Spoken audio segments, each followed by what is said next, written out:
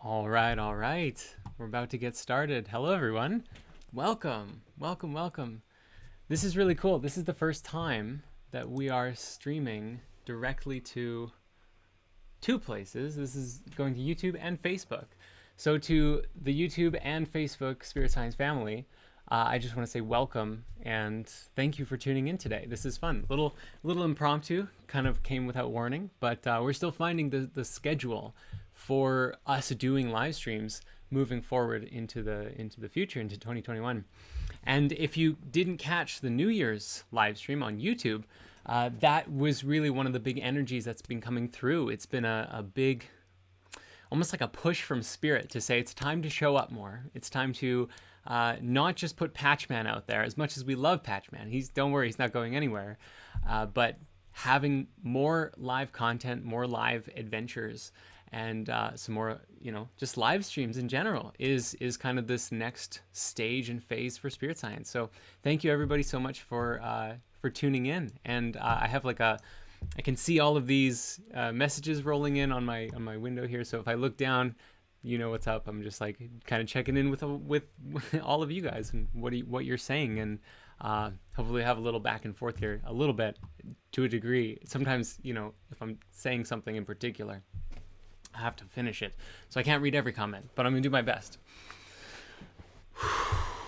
So today, what do we have here? The live stream is called "The Secret of Memory is in the Writing," and I really wanted to talk about this. This is a little bit of an add-on. It's like a DLC from the New Year's live stream from a week ago, because what we're talking about, like last week, we talked a bit about wisdom and the power of the word, and how we as a society, we as a species, are writing a narrative together.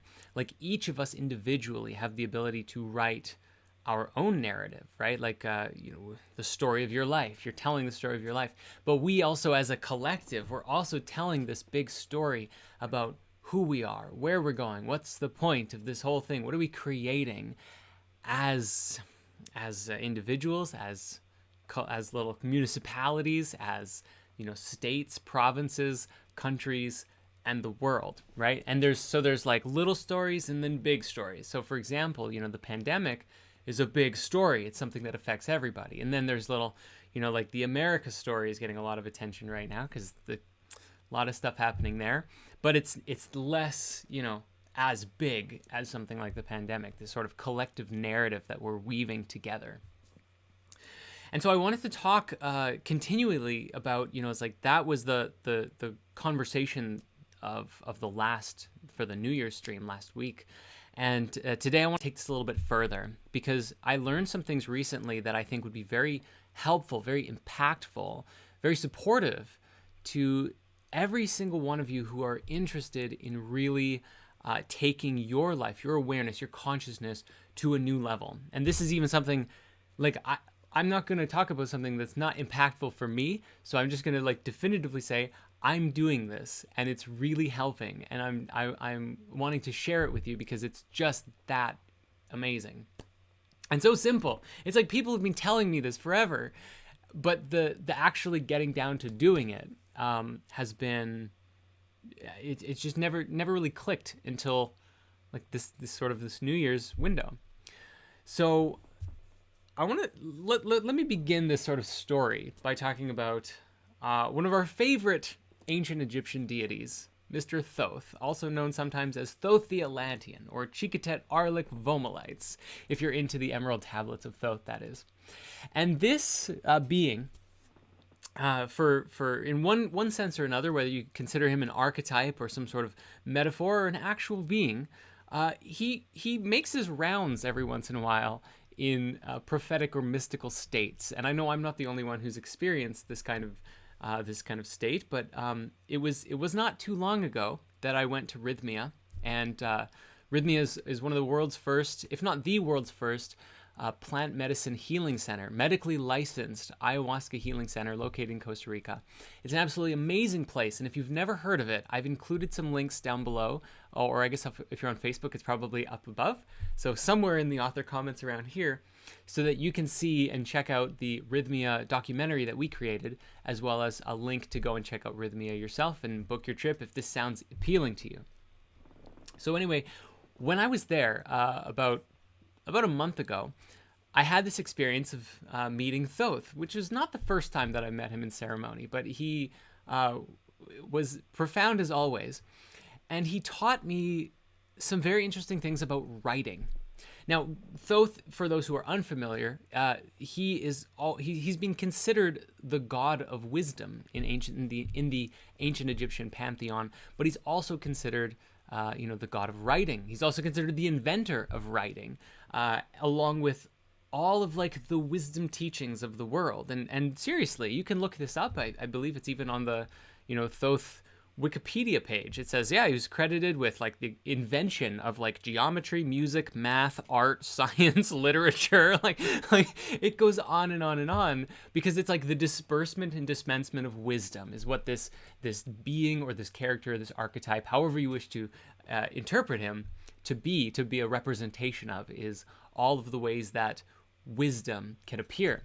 Astrology, medicine, and it's so interesting too, because his character, this is sort of a side note, but it's very interesting.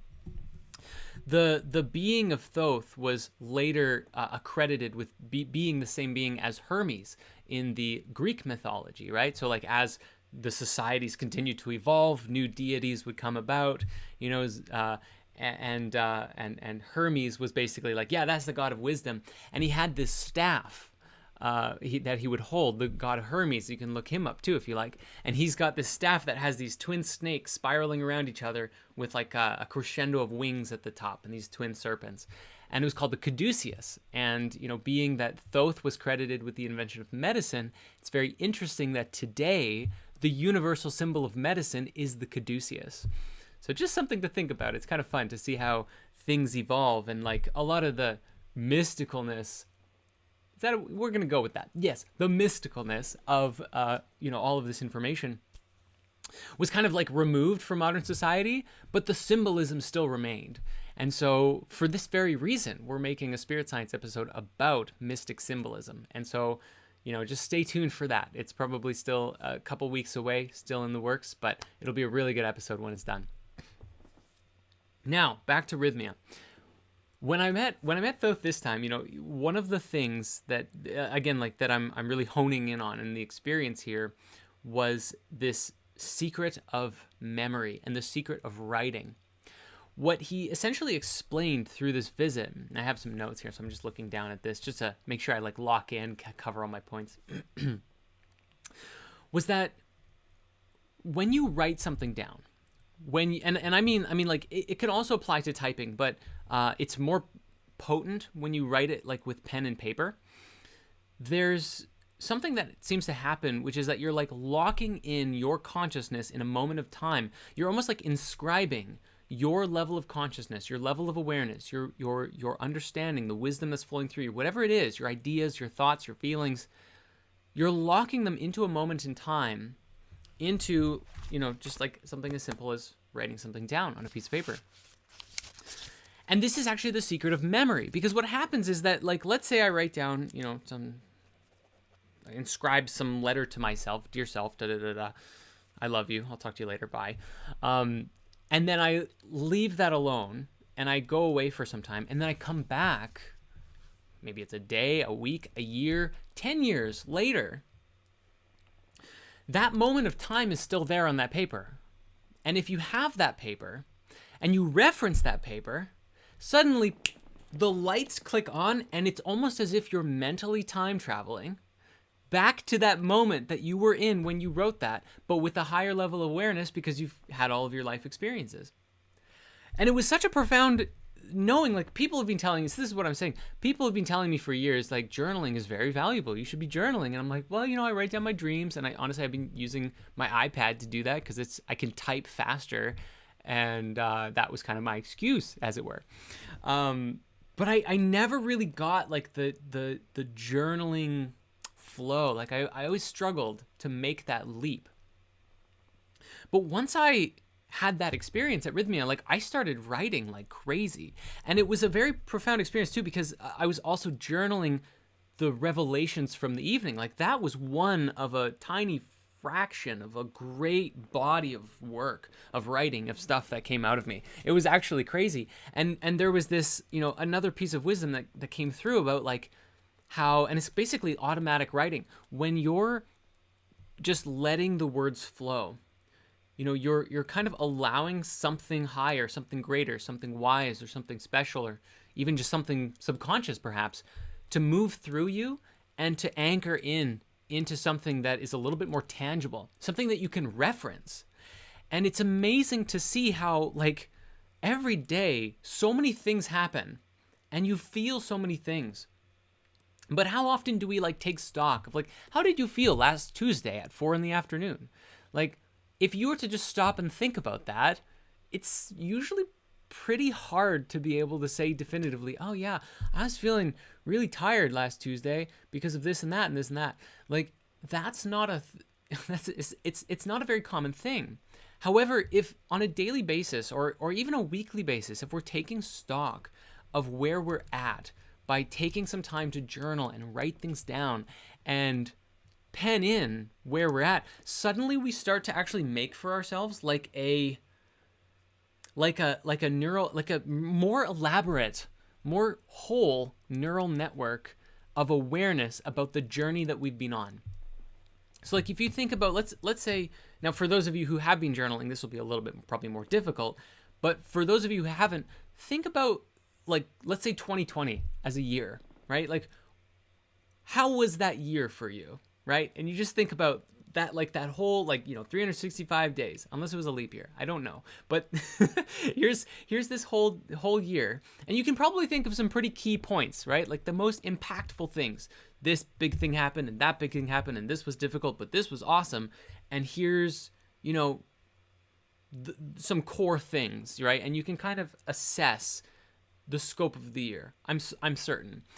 But to actually look at like kind of what really transpired, like what got you between this point and led to this point and that point and this point and that point, it's a little bit more difficult to identify the patterns as it is as if you were as if you had like a more of a clear record of those moments where you could be time traveling, right, mentally to explore those moments. And I love the comment, hindsight is 2020. It's so funny. So yes, it is. But it can be even better, and that's the funny thing. What was I watching? There was some video, I think it was some meme video actually last night that was poking fun at this, but it was really funny. Like, people always say, hindsight is 2020, and that was like, or like 2020 vision is something to like be really proud of, but 2020 vision is like average level of vision. And so it's like the thing that most people have, unless you have glasses or whatever. I thought that was very funny. But anyways, I kind of getting off topic because I thought hindsight is 2020 is really funny, and I wanted to call that out.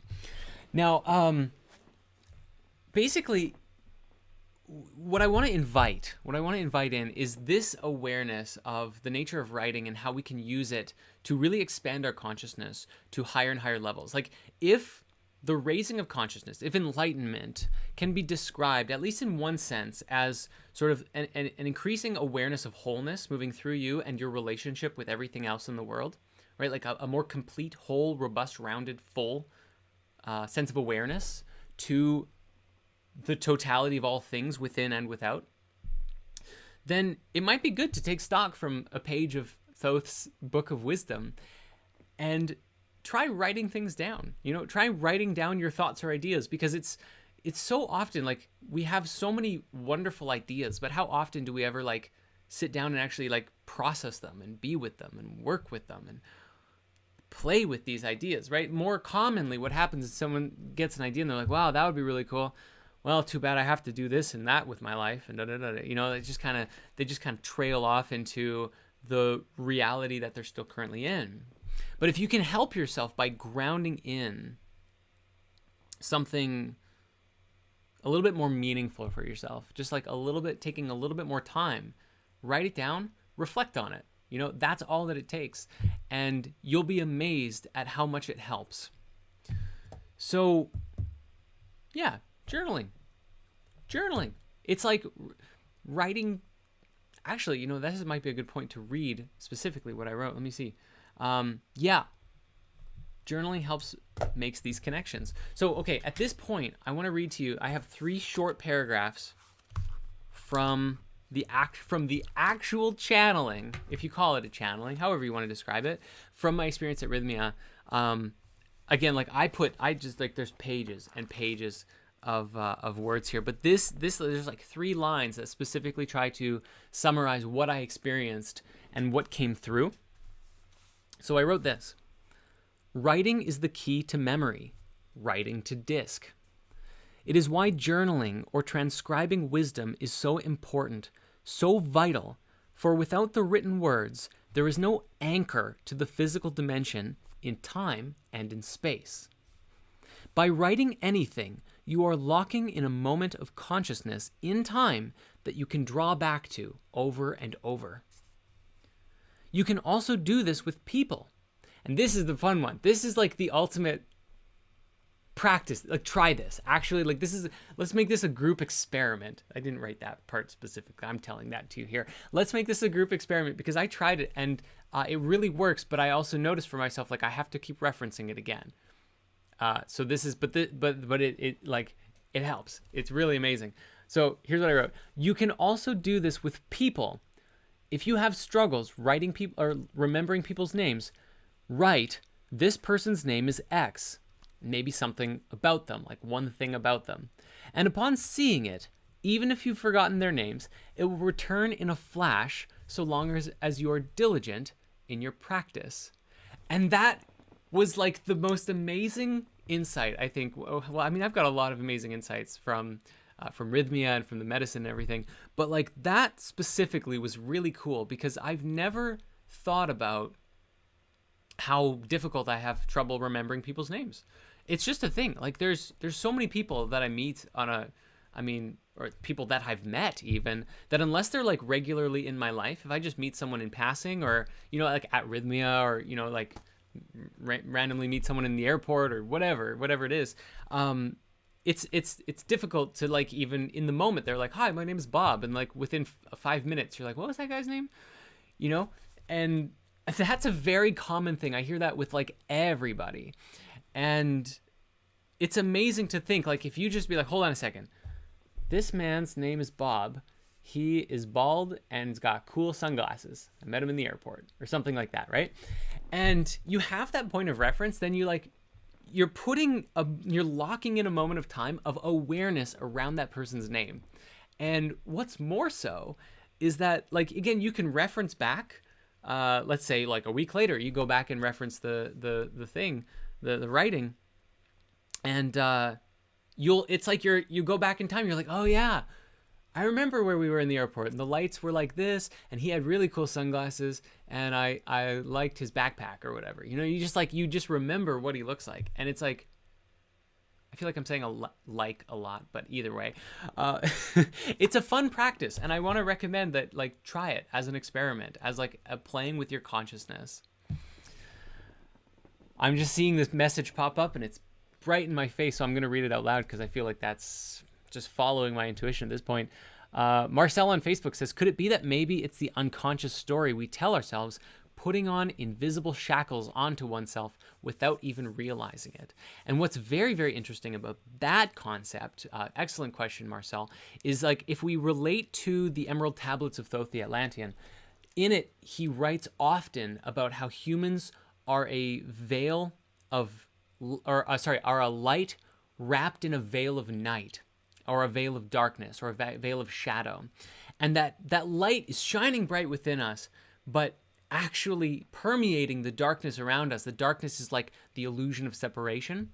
So I would say that it is absolutely like this sort of unconscious story that we're telling ourselves, but also like it's deeper than just what we're telling ourselves. There's this sort of I don't want to say it's imposed, because we've agreed to it by like coming here and living this human life, this human story, but it's definitely like an unconscious, very root level, almost like ethereal, energetic field of separation of story that we're experiencing collectively together, which is a funny way of thinking about it. It's like we're collectively as one experiencing separation and disconnection. So yeah, writing. That was the wisdom. That's the secret to memory. That's kind of what I wanted to talk about here today. So let me just see really quickly, what else have I got here? Tap into subconscious with automatic writing. Now, I mentioned automatic writing before. This is actually something we practiced inside of our workshop for spiritual, it was called Spiritual Money Mastery. We did a course inside of Spirit Mysteries last year where it was like, actually it was amazing. We literally sat down on the call, like the live call, with the whole Spirit Mysteries community, and we, for 9 hours straight, did a workshop on changing your spiritual relationship with money, and it has seen profound and powerful results. So I don't have the link for this here, but you can find if you're curious to learn more, you can definitely go and check out spiritmysteries.com to learn more about that course. And just in case you're curious, I'm not trying to turn this into a sales pitch, but that's where you could learn more. The reason I brought it up is because automatic writing was a part of that process of reshifting and reshaping your relationship with money and finances as we taught it in the course.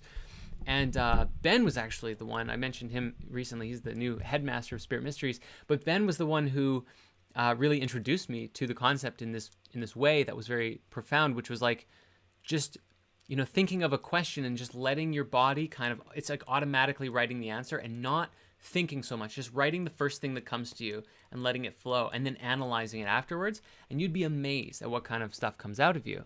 And so if you're someone who really wants to explore some darkness or explore some light or explore some creative ideas within you, my highest recommendation would be to practice automatic writing, because writing becomes not just a tool for memory, but a tool for wisdom. It's no coincidence that Thoth was the god of wisdom and writing, because they go hand in hand. It's like the sacred bringing down of information from the, ethereal, the mind realm, the dream time, the thoughts and the feelings, the astral, whatever you want to call it, and bringing them, or all of the above, all of the aforementioned, and bringing them into a space where it is tangible. Because otherwise, if you're not anchoring it, it's just in your head, and very quickly the thoughts that you have, let's face it, you're watching this live stream now, you're tuning in, you're thinking about all of the things that we're thinking about and talking about here, and what happens an hour from now? Are you still going to be thinking about this, or are you going to be thinking about something else? And of course, you're going to be thinking about something else, and that's not a criticism at all. It's just the nature of things. But with the practice of writing down the really important or meaningful things, it just keeps bringing you back to that point every time you reference your old writings. And it's interesting. It reminds me of I watched not too long, well, maybe a couple months ago. Matthew McConaughey was on the Joe Rogan podcast talking about his book, his new book. I haven't actually read the book yet. Sorry, Matthew, if you're watching, because he probably is. But he was talking about the same thing, actually. I hadn't thought about that for a long time. That he was saying, like, the times that he was the most successful in his life was when he was and feeling good and making good progress and strides in life was when he was actually journaling and reflecting on his journals as he went along. So it was pretty cool. So that's the transmission. That was the main thing. Now, to close out the main conversation here, to sort of in closing, I did want to bring attention to one little thing you might be interested in. I don't know if you'll be interested, but let me show you this. I'm just going to reach back here for a moment. Okay. So you might have seen that we've been talking about this a lot lately, and so I apologize if this sounds like spam, but it's not. It absolutely is not.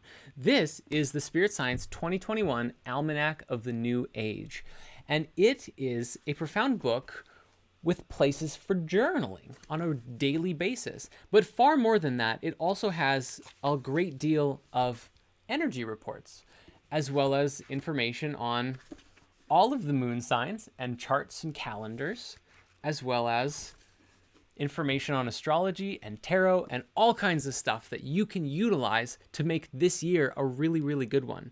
Now, I'm just kind of showing things, but basically why we created this, so interestingly, I didn't even know why we were creating this until I really got the bigger picture by going to Rhythmia. And mad props to Amy Moonsong and Ben Burke from Spirit Mysteries, who really put this thing together. I'll take like 1% of the credit because I did the formatting in InDesign, and that practically killed me. but really, like almost all of this was put together by the Spirit Mysteries team and by Amy and Ben, and it really is this amazing labor of love and tool that everyone can use to make your year really beautiful. So it'll actually take you on a day-by-day basis into having, meaningful reflections for every single day, little sections for journaling, just like you got like 5 lines pretty much per day that you can use to journal, and as well as and like bi-weekly energy reports and wisdom teachings and mystic information that'll be really, really helpful and useful to make this year really special. So if that's something that you're interested in, I've put a link to the almanac just down below or up above, in the author comments of this live stream, and you're absolutely welcome to check it out and see if it resonates with you. And if it is, feel free to jump on in. This is really a special, sacred project, and truly, we just want it to be used by people who would really get a lot of value out of it. So this is available for you if you're interested. Yeah. So with that, I guess that's pretty much it. I'll take a second to just kind of review some of the comments. They're pouring in like crazy, and it's a little hard to follow. But I want to say thank you to everyone for tuning in. This was like absolutely really fun, and yeah, it's great to see so much engagement. Holy smokes, this is wild.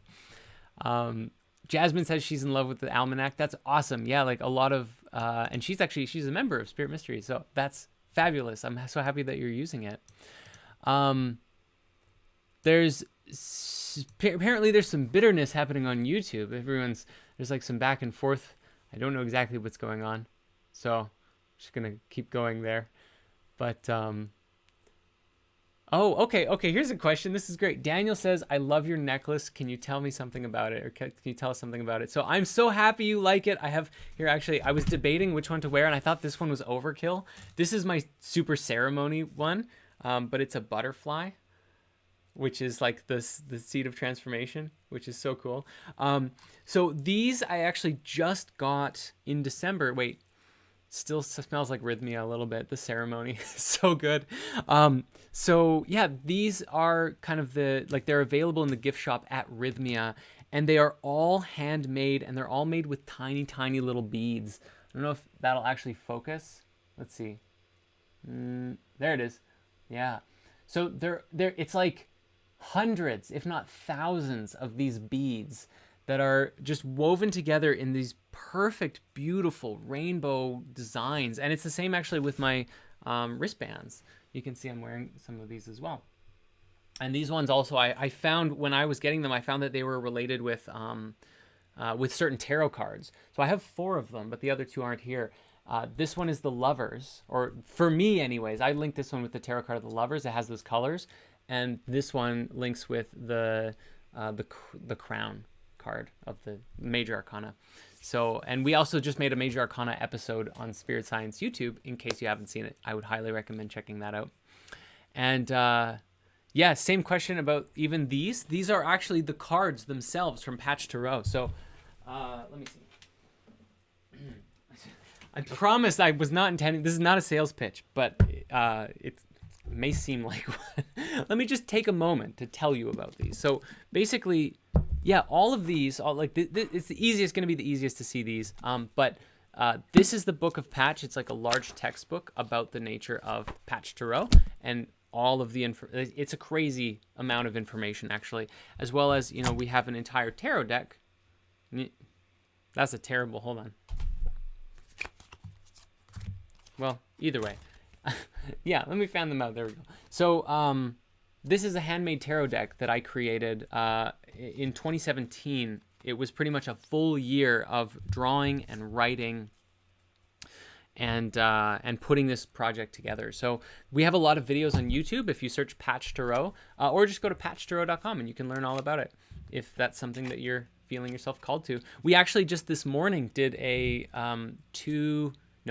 4-hour long live stream inside of Spirit Mysteries for a series called Patch Tarot Masters, and it was funny because it was like an introduction to the Royal Arcana, or the court cards as they're traditionally known, and it ended up being this like crazy 4-hour, like we were expecting it to be like an hour and a half. It turned into a 4-hour long live stream just on the introduction alone. Like we didn't actually talk about any cards. We just talked about how to prepare to learn the cards. And it was really, really special and really amazing. So I think that series alone is one of the most valuable aspects of Spirit Mysteries. But I don't know if it's fair for me to say that because there's so much content that we've created. But Patch Tarot Masters is like it's like taking this book into, like there's probably almost 150 hours of content just on this series alone explaining the mystic symbolism and nature of the cards. Like it's about an hour and a half per card, and then times 82. So you can do the math, plus lots of little extra bits and pieces here and there. What do the paintings mean? So this, I'll summarize the Patch Tarot energy with these. Yeah. So this one's the Ace of Swords. This is the creative Christ consciousness energy when the heart and mind are in divine union. This is like you have the power to create anything, but also the word of God, and the reflection of you within the greater mind of God, and also vice versa sort of thing. So that's kind of what this one's speaking to. And then these two go in sequence. This is the Aeon and this is the Crown. The Aeon is the final stage of transition where you're moving into a higher reality, into a higher dimension, a higher frequency. And then this one, the Crown, is like you've emerged and you're in a sort of a completion and a level of embodiment of your highest self, of your the cycle is complete and you have a new cycle to go. So this is really funny. I'm seeing all of the questions, like, there's well, now I'm like taking some time to read it. Oh my gosh, I don't even know what to say. I'm grateful. I'm really grateful for you guys and all of the comments that are just pouring in on all of these. So, wow. Thank you. I think with that, I think I'm gonna call this here because there's a lot of, it's funny because like I think people are jumping in and I'm like, oh, explaining some things, and then more people are asking, well, what's Patch Tarot? I'm like, go back like 10 minutes in the slide. If you want to learn about Patch Tarot, visit patchtarot.com. And with that, if you're just tuning in, thank you for tuning in. This is the very end of the workshop and the little mini presentation spirit stream. That's what we're going to call it. And so if you're interested to learn more, I would say just go back to the beginning of the stream and watch it from there. And you can get the whole download all at once. And thank you so much for tuning in. And with that, I love you all. Please be blessed in whatever paradigm you choose to exist within. And with that, many blessings, much love, and we'll see you later.